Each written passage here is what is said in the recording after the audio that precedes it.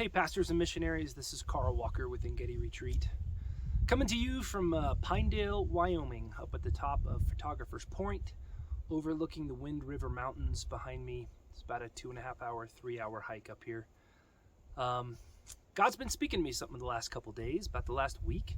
I'm coming to the end of my vacation, the end of my retreat, which is we're right at 2 weeks right now. That's pretty short for me. Generally, I'm gone for about 3 weeks. But this year was a 2-week retreat up to Yellowstone, into the mountains of Wyoming.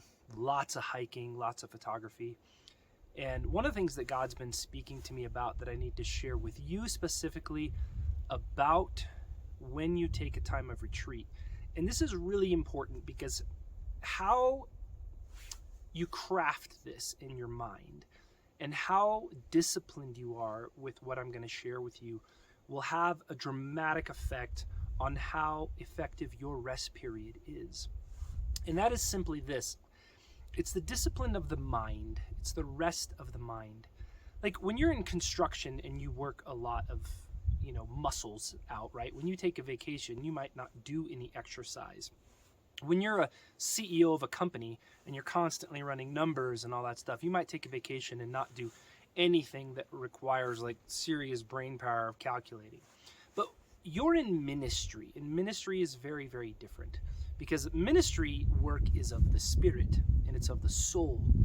And that kind of work needs a special amount of discipline when you retreat from it.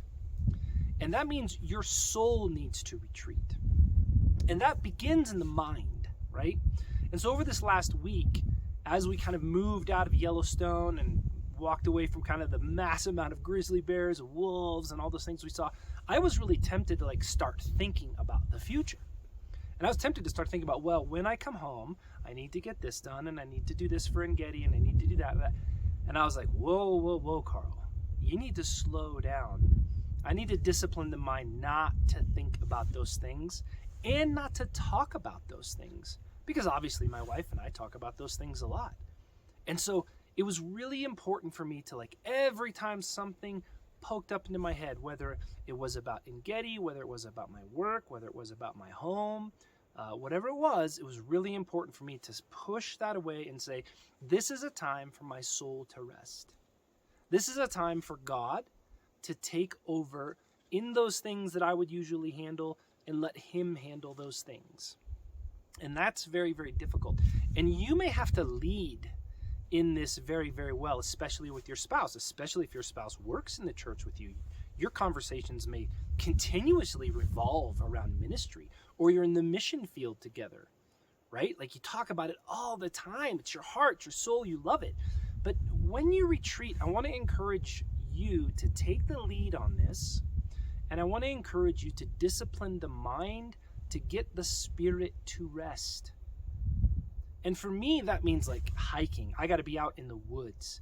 I got to be looking out in these trees. And so I come out here, but even when I come out here and that happens, sometimes I'm like, oh, what's happening with Gedi? Oh, I hope the pastor's doing okay at the retreats. Nope, got to push those all aside. So I want to encourage you for your time of rest to discipline the mind, to allow the spirit to be calm. And this happens whether you're on retreat for 2 weeks or 2 hours. Maybe you need a little break. Maybe it's your Sabbath day, right? Maybe you're taking your Sabbath on a Saturday or Friday, whenever you take your Sabbath day, and you find yourself constantly thinking about ministry. Now's a really good time to start looking at that from the perspective of, if I'm going to take a Sabbath, but all I'm doing is thinking about ministry, am I taking a Sabbath? Because we have a ministry of spirit, and that involves the mind. So I hope that's of help to you. It is a big challenge. It's probably one of the hardest challenges. Rest guilt may be the second hardest challenge. But that's probably one of the biggest challenges that I want to encourage you to focus and work on during your times of rest. I'll be back at it here in just a couple days. But in the meantime, I'm going to forget that any of you even exist. Well, not really. But I'm going to try.